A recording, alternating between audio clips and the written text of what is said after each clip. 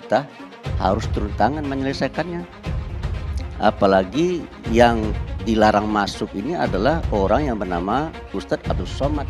Dan bahkan tidak mustahil kalau ini tidak terselesaikan dengan baik, kebencian terhadap negara Singapura akan semakin meningkat. Jogjanya Presiden panggil Dubes Singapura. Kenapa kau perlakukan rakyatku begini? Ini wibawa, bos. Bagaimana seorang ustadz dikaitkan dengan terorisme? Terus definisi teroris yang dikenakan itu apa? Sementara saya dengar catatan dari BNPT tidak ada kategori teroris untuk Abdul Somad. Nah, oleh karena itu kita ini sedang dihinakan oleh Singapura. Harus dianggap begitu. Ini ulama, saya tim pembela ulama. Negara kecil, negara Singapura jadi kurang ajar gitu loh. Kita mesti ajarin itu secara hukum, nggak boleh begitu. Ustadz Abdul Somad ini pernah membuat statement dalam ceramahnya, bilang bahwa pas ini udah pernah dilaporin. Dan dulu, bos. Salim itu ada jin kafir apa segala macam, sudah pernah dilaporkan. Bahwa Ustadz adalah teroris, jelas. Saya teroris, oh berarti kalau gitu tidak bisa masuk. Sesuai dengan arahan Presiden juga mengajukan nota diplomatik untuk mendapatkan penjelasan lebih detail mengenai penolakan yang dilakukan kepada Ustadz Abdul Somad. Saudara Somad ini nggak bisa masuk Singapura karena wah, orang Singapura menolak jin katanya. Aduh, komentator ini masuk Singapura aja susah, gimana masuk surga gitu. Padahal di ayat Al-Quran tidak ada Muhammad itu masuk surga. Tidak ada. Nah, si Somad ini aduh, on-nya minta ampun ini Somad ini. Kamu doakan di dalam selawat itu, ya Allah selamatkan Muhammad dan keturunannya. Lu bukan keturunan Muhammad. Kalau ngikutin agama itu membuang-buang waktu. Bayangkan 5 kali sehari harus jengkang-jengking, jengkang-jengking, jengkang-jengking. Gara-gara sering baca Quran, bibir saya dower. Musik itu haram berdasarkan hadis Bang Mamat. Tapi kenapa kalian suka pada musik? Ayo, sekarang musik itu haram atau bagaimana? Roma Irama, coba baca, jawab. Nah, di Islam itu menggambar nggak boleh, foto-foto juga nggak boleh, selfie haram. Ayo, ngomong semuanya, Ustadz saya tantang semuanya. Pasti kalian bingung dengan agamamu sendiri.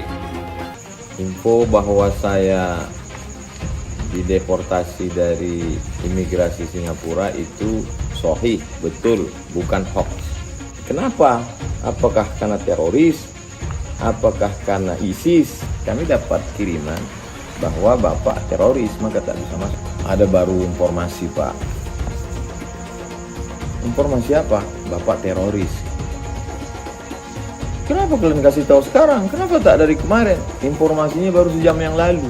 Saya dimasukkannya ke dalam satu ruangan. Lebarnya semeter, panjangnya 2 meter. Pas macam liang lahat. Negaranya ini kan kecil aja. Kencing kita sama-sama di Indonesia ini diarahkan pipanya itu tenggelam deh. Kok sombong kali dia gitu. Padahal dulu diserang sama Demak. Coba baca bagaimana Temasik itu diserang sama Demak. Tunggang langgang. Itu Abdul Somad juga ngomongnya hebat banget. Kita ikutin saja demokrasi pemerintahan sekarang. Nanti kalau kita sudah berkuasa, kita ganti dengan khilafah. Enak aja, siapa sih Somad ini? Sekolahnya di mana? Nah, begitu ditangkap, ketakutan. Begitu ditangkap, ciut. Saya bukan mengatakan Bible Kristen fiksi. Bible Kristen itu palsu. Biar jenderal 100 bintang. Kalau kafir kau ke neraka. Tidak ada urusan. Pancasila Soekarno, ketuhanan ada di pantat. Anak Tuhan dari mana? Kalau Yesus anak Tuhan, bidangnya siapa?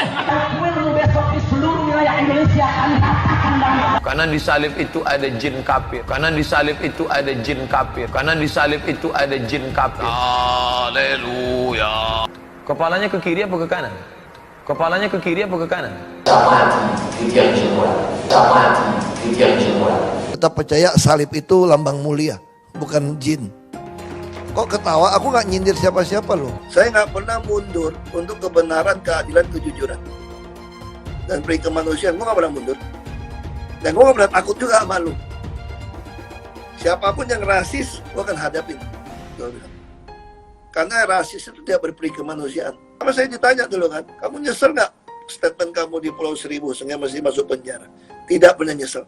Karena saya mengatakan channel Metanoia, jangan lupa ya subscribe, like, beri komen, dan juga bagikan kepada semua grup-grup di WhatsApp, di Instagram, di FB, dan seterusnya dan sebagainya supaya Anda memberkati banyak orang. Dan jangan lupa tombol lonceng dipencet. Naik feri sampai ke Tanah Merah pada pukul 14.30 waktu Singapura. Jam saya masih jam Indonesia, jam 13.30. Kemudian kami pun masuk ke dalam 3 antrian. Saya semuanya berjumlah 7 orang. Saya paling pinggir kanan. Lalu kemudian sahabat saya dengan istrinya dengan 2 anaknya 4 orang lewat.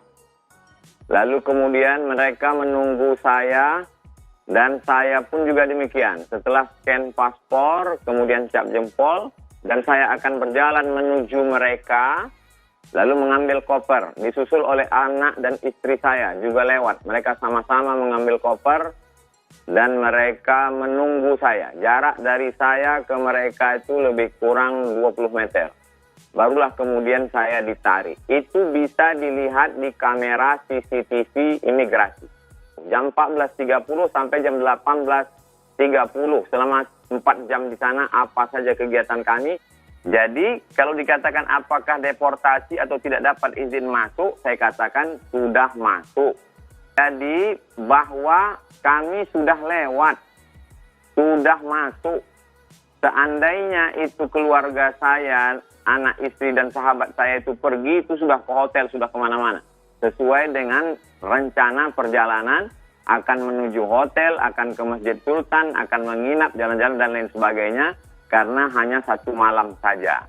Keluarga rombongan ini sudah masuk selama 1 jam di Singapura, sudah dapat izin masuk. Barulah mereka ini datang menjemput, ditariknya semua, masuk lagi, dipisah. Saya di ruangan yang kecil, 6 keluarga ini berada di ruang yang besar. Lalu kemudian tentang kenapa tidak bisa berkomunikasi selama saya tertahan. Karena di situ no phone, no picture, no camera. Ada 3 tulisan yang tidak bisa digunakan alat komunikasi sama sekali. Jangankan untuk menggunakan alat komunikasi, saya membawa tas istri saya. Karena istri saya menggendong anak saya. Di dalam itu alat-alat bayi. Saya katakan ini tas saya ini mau saya kasih ke istri saya. Dia tidak kasih. Jadi itu tas tetap bersama saya. Ini tentang mengapa tidak menghubungi. Kenapa saya tidak menghubungi MUIS? Karena kedatangan saya bukan untuk tablik akbar, bukan untuk pengajian. Saya hanya datang untuk jalan-jalan liburan 2 hari karena kebetulan holiday. Tahok. Jadi sangat disayangkan orang kenapa bisa menelan berita mentah-mentah. Saya tidak terikat terafiliasi dengan HTI, dengan aliran-aliran apapun. Saya murni Muslim scholar. Adapun yang ingin saya sampaikan pada kesempatan kali ini adalah bahwa kita sebagai negara yang bertetangga, yang berdekatan, saya masuk ke Malaysia setahun 2 kali. Saya ke Brunei Darussalam memang saya tercatat sebagai visiting professor di Universitas Islam Sultan Syarif Ali. Saya pernah dideportasi di Timor Leste pada 2018 akhir. Lalu kemudian saya tidak masuk. Saya tanya orang imigrasi, kenapa saya tidak diizinkan masuk? Katanya karena kami mendapatkan kiriman. Kenapa tidak dikasih tahu beberapa hari yang lalu sebelum saya datang? Kata mereka kirimannya sejam yang lalu dari Jakarta bahwa Ustadz adalah teroris. Jelas, saya teroris, oh berarti kalau gitu tidak bisa masuk. Lalu kemudian saya pernah mau masuk Belanda, ceramah di Amsterdam dan diusir. Sedangkan itu kunjungan pertama saya. Bahwa kita dekat dengan Singapura, bertetangga, ASEAN, serumpun, itulah yang membuat saya penasaran. Kenapa? Mengapa? Kalau hanya sekedar karena tidak memenuhi syarat, jawaban amat sangat umum. Kemudian kedaulatan negara, bahwa mereka punya hak untuk menerima atau menolak, tapi kita juga punya harga diri, punya kedaulatan untuk menjelaskan, untuk meminta penjelasan. Itulah mengapa dalam pernyataan saya, perlu saya sebagai warga negara Indonesia meminta bantuan wakil saya di parlemen, anggota DPR RI, supaya meminta penjelasan dari Duta Besar Singapura di Jakarta. Supaya mereka memberikan penjelasan. Saya tidak gila hormat. Supaya kita bisa hidup aman, nyaman. Sebagaimana saya bisa masuk Malaysia, Brunei Darussalam, saya masuk ke Melbourne, saya masuk ke Sydney, saya masuk ke Taiwan. Saya meminta DPR RI meminta penjelasan dari Duta Besar Singapura di Jakarta. Ada 3 catatan. Yang pertama, dia tahu saya membawa bayi. Anak kecil umur 4 tahun, bayi umur 3 bulan. Secara manusia, maka saya tulis, mereka ini kenapa menjadi robot? Ternyata setelah saya baca-baca, masyarakat terlelah di dunia ini adalah orang Singapura. Mungkin mereka ini terlalu lelah sampai tak bisa lagi membedakan mana bayi, mana manusia. Selama 4 jam itu saya gendong anak saya itu di jendela jeruji besi itu untuk menunjukkan ke mereka bahwa kami ini lelah, pengap, tak ada yang bisa diajak berbicara. Itu poin yang pertama. Poin yang kedua, kalau mereka meminta penjelasan, mestinya mereka hadapkan saya kepada siapa? Saya bisa bicara. Saya masyarakat biasa. Saya biasa masuk ke Malaysia, masuk ke Brunei Darussalam, masuk ke berbagai negara tanpa bahwa saya diundang di kedutaan, iya. Tapi untuk acara yang sifatnya bukan kenegaraan, maka saya menganggap itu bukan sesuatu yang penting. Mereka mestinya kalau ini penting, ini orang apa, bagaimana, dia bisa minta penjelasan. Bisa memberikan fasilitas. Yang ketiga, saya ingin menjelaskan, kalau saya sebagai ustadz, mereka perlakukan demikian, bagaimana dengan masyarakat kita? Mereka semaunya saja. Kita ini bangsa yang bermartabat, terhormat. Saya tidak menyangka bahwa negara yang sedekat itu, yang sama dengan kita, dibuka biji mata kita dari Riau ini nampak Singapura. Kenapa dia memperlakukan kita seperti itu? Jadi Singapura itu bagi kami orang Melayu adalah tanah Melayu. Kerajaan namanya sebelum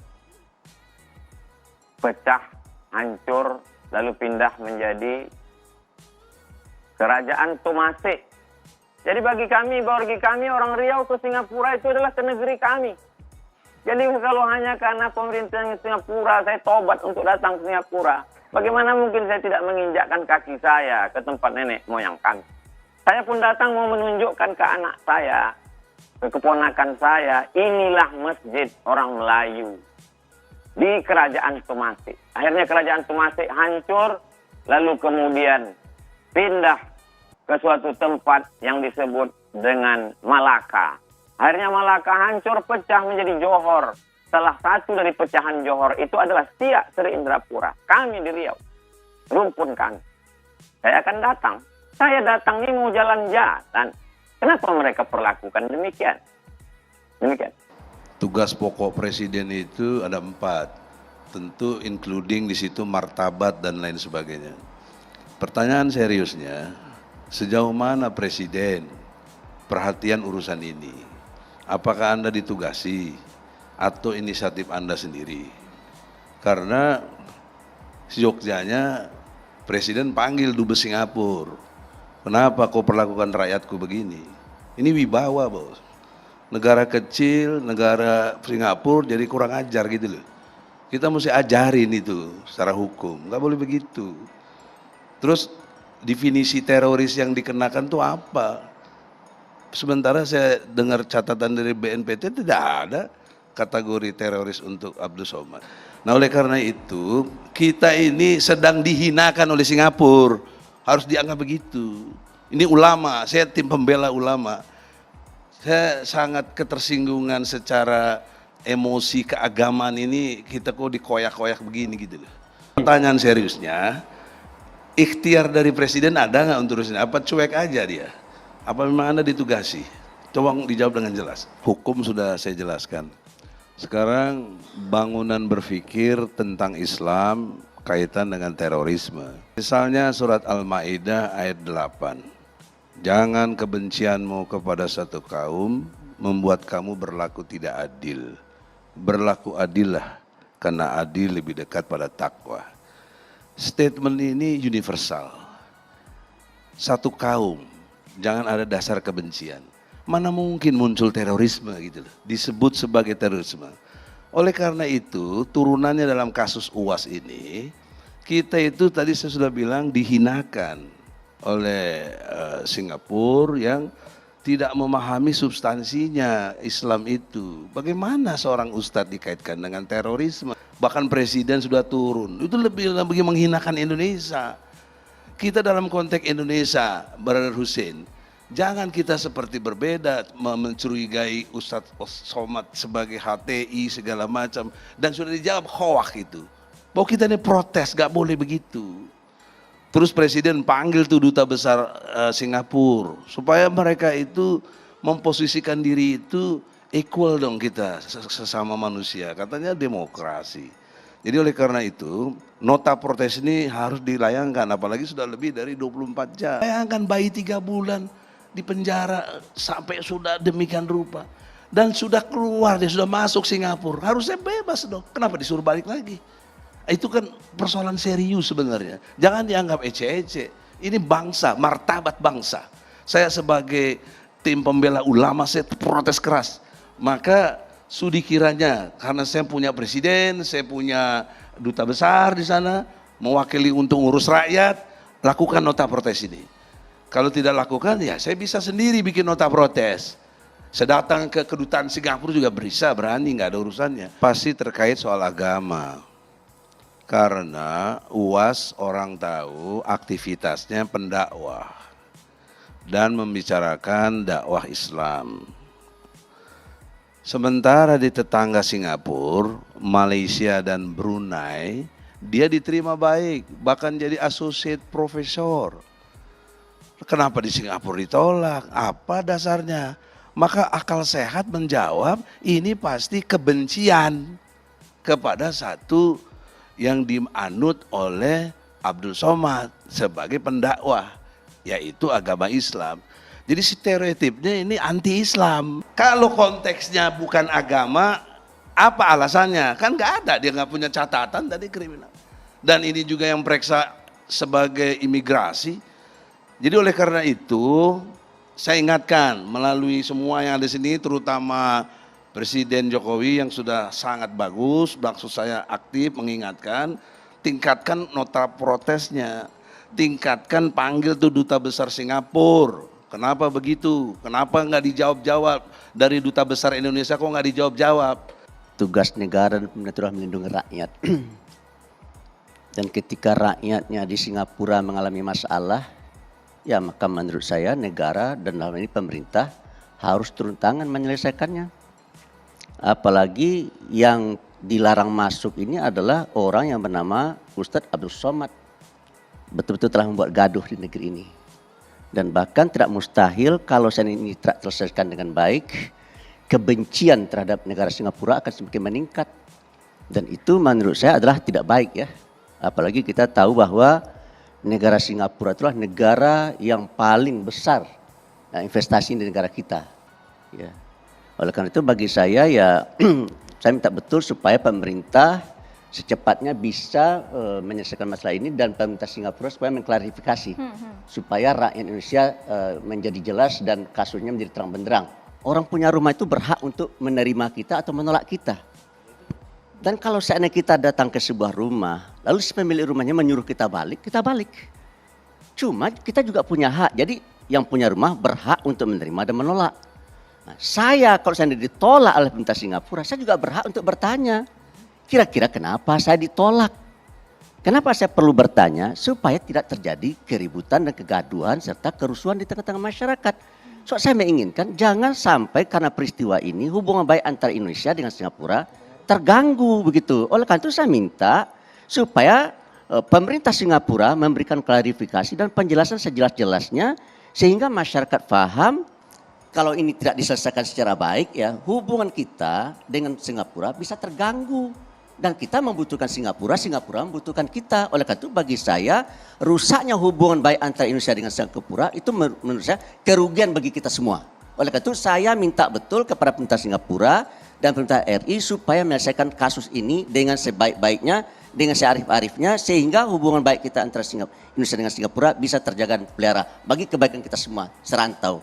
Dugaan ada indikasi atau mendeteksi sebuah negara Singapura itu kepada Ustadz Abdul Somad sebagai mantan ex-HTI yang mana ex-HTI sudah dilarang di Indonesia dan kemudian dilihat dari cara dakwanya Ustadz Abdul Somad juga terlihat seperti ya ada ke radikalisme seperti itu. Beliau ini kan pernah jadi pengurus, bahkan ketua ya kalau salah di Pekanbaru ya, di organisasi HTI. Masalah Bang Egy bilang bahwa ini bukan teroris, bukan HTI, oke. Tapi kita punya jejak digital Bang, mengenai Ustadz Abdul Somad. Udah berlarut-larut mulai dari tahun berapa dia bikin statement berafiliasi terhadap FPI, terhadap HTI. Jangan menimbulkan masalah di tengah-tengah masyarakat. Saya minta betul ya. Harus ada fakta. Jangan dikembangkan dugaan-dugaan. Nggak ada masalah. Ya, Husein, oleh karena itu jangan menduga-duga dulu ya. Kita tunggu ya.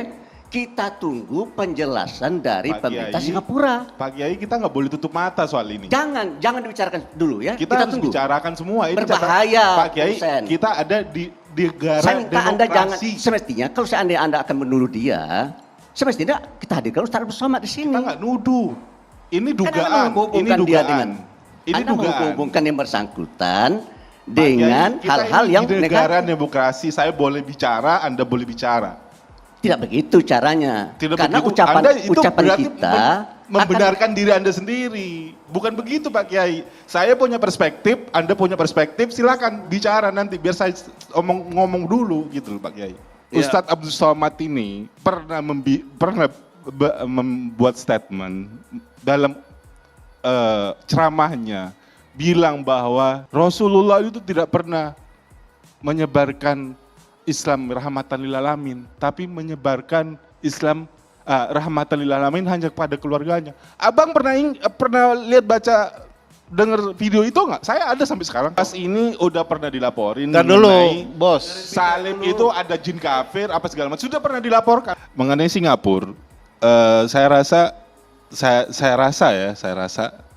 ada memang lagi bersih-bersih mengenai isu terorisme, isu radikalisme. Itu ada yang saya ketahui juga bahwa ada mufti ini yang memang terkenal radikal dan itu betul-betul di-ban di Singapura. Nah, dalam tanda kutip, Abang bilang setiap negara itu punya perspektif. Di Indonesia mungkin bisa santai-santai aja. Tapi di Singapura belum tentu. Itu yang maksud saya. Setelah Ustadz Abdul Somad posting di sosial media, kami berkomunikasi dengan pihak Immigration and Checkpoint Authority (ICA) berkaitan dengan penolakan atau deportasi yang dilakukan kepada Ustadz Abdul Somad. Kami menanyakan kebenaran dari berita itu dan kemudian mereka menyampaikan bahwa ICA refusal of entry kepada Ustadz Abdul Somad. Kemudian mereka mengirimkan formulirnya. Seperti ini formulirnya, jadi memang untuk Ustadz Abdul Somad ada 4 kriteria mengapa ditolak. Kalau kemudian rincian mengenai dasar pertimbangannya sepenuhnya ada di pemerintah Singapura, karena itu kami mengirimkan nota diplomatik untuk mendapatkan kejelasan karena kami tidak bisa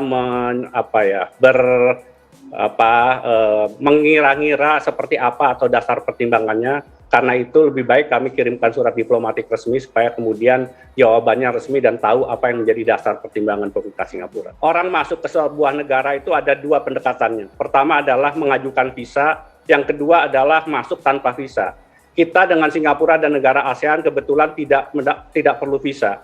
Kalau kita mengajukan visa biasanya kalau ke Amerika, ke Eropa, ke Australia, ke Jepang, kita harus mengajukan visa ke kedutaan. Dan ketika kita ada di kedutaan, jawaban untuk ditolak atau disetujui itu kadang-kadang memang sangat subjektif. Demikian pula ketika orang datang ke sebuah negara yang tidak menggunakan visa atau free visa, ketika masuk sepenuhnya ada di pihak imigrasi. Karena itu sekali lagi kami tentunya ingin mengetahui dasar pertimbangan untuk tidak mengizinkan Ustadz Abdul Somah untuk masuk ke Singapura itu apa, dan kami menunggu jawaban dari pihak pemerintah Singapura. Di Malaysia banyak sekali warga negara Indonesia yang tidak diizinkan untuk masuk, not to land, karena dianggap dalam tanda petik oleh pihak imigrasi dicurigai apakah itu karena mau bekerja atau kemudian mau masuk secara menjadi warga yang menetap tinggal di Malaysia. Jadi hal-hal seperti itu umum terjadi bahkan di semua negara. Orang yang sudah memiliki visa bisa juga ditolak untuk bisa masuk. Kita masih ingat misalnya ketika Panglima TNI Jenderal Gatot Nurmantio berkunjung ke Amerika Serikat, kemudian juga tidak diizinkan masuk padahal beliau sudah memiliki visa. Jadi hal seperti itu sepenuhnya ada pada pihak imigrasi, dan sekali lagi kami tidak ingin berandai-andai, karena itu kami mengirimkan surat nota diplomatik untuk mendapatkan penjelasan. Ya itu yang tadi saya katakan, kalau kita ke kedutaan Amerika mengajukan permohonan visa, ketika kita ditolak, kita tidak bertanya, mereka tidak jawab. Jadi memang seperti itulah keimigrasian berlaku di seluruh dunia, dan sekali lagi yang bisa kita lakukan adalah kita mempertanyakan apa yang menjadi dasar pertimbangan itu. Jadi kalau menurut pihak ICA, Ustadz Abdul Somah itu ketika turun dari kapal sedang dalam proses imigrasi. Jadi belum melewati imigrasi sehingga kemudian bukan disebut dengan deportasi karena Ustadz Abdul Somah tidak melakukan pelanggaran keimigrasian. Jadi memang belum masuk ke wilayah Singapura, baru dalam proses di imigrasi, dan sebelum diberikan izin untuk masuk, beliau diminta untuk kembali ke Indonesia. Jadi itu versi dari ICA. Tentunya kami sekarang menunggu jawaban dari pihak Kementerian Luar Negeri, karena ICA di Singapura itu berada di bawah Kementerian Dalam Negeri. Nah tentunya pihak Kementerian Luar Negeri Singapura akan berkomunikasi dengan pihak Kementerian Dalam Negeri, dan kemudian mudah-mudahan bisa segera menjawab apa yang menjadi nota diplomatik. Presiden dari tadi sore langsung berkomunikasi, Ibu Menlu juga berkomunikasi, bahkan kemudian kami laporkan kepada Presiden dan juga kepada Ibu Menlu bahwa langkah yang sudah kami lakukan sejak pagi hari, dan Presiden mendukung dan perlu mengirimkan nota diplomatik itu dan meminta jawaban dari pemerintah Singapura mengenai alasan penolakan masuk kepada Ustadz Abdul Somah. Jadi Presiden sangat aware mengenai persoalan ini, dan beliau bahkan menghubungi langsung dan meminta kami di KBRI untuk bertindak. Sekali lagi, sejak pagi hari jam 8.45 waktu Singapura kami sudah berkomunikasi dengan pihak ICA, begitu kami mengetahui keterangan dari Ustadz Abdul Somah di sosial media. Untuk menanyakan kebenaran dari Ustadz Abdul Somah yang dideportasi, karena itu mereka kemudian menjelaskan, bahkan kami mendapatkan semua data-datanya, termasuk yang menurut mereka istilahnya itu adalah not eligible to entry Singapura. Jadi itu yang terjadi, tetapi sekali lagi karena itu tidak cukup menjelaskan, kami kemudian sesuai dengan arahan Presiden juga mengajukan nota diplomatik untuk mendapatkan penjelasan lebih detail mengenai penolakan yang dilakukan kepada Ustadz Abdul Somah. Dan komunikasi dengan masyarakat Muslim yang ada di Singapura sangat baik sekali. Jadi sejauh ini tidak pernah ada cerita yang negatif mengenai Ustadz Abdul Somah. Karena itu sekali lagi kami tidak berani mengandai-andai, dan tadi Pak Egi mengatakan apakah masuk dalam daftar teroris, tidak pernah Singapura mengatakan Ustadz Abdul Somah masuk dalam daftar teroris. Sekali lagi hanya dikatakan not eligible, karena itu kami sekali lagi mengirimkan nota diplomatik itu untuk mengetahui yang disebut non eligible itu apa. Tidak pernah ada cerita-cerita mengenai ustadz-ustadz Indonesia bahkan teman-teman para habib di Singapura menyampaikan hubungan yang baik dengan ustadz-ustadz yang ada di Indonesia, terutama yang ada di Bogor. Jadi saya kira tidak ada hal yang berkaitan dengan isu radikalisme yang kami ketahui berkaitan dengan Ustadz Abdul Somad.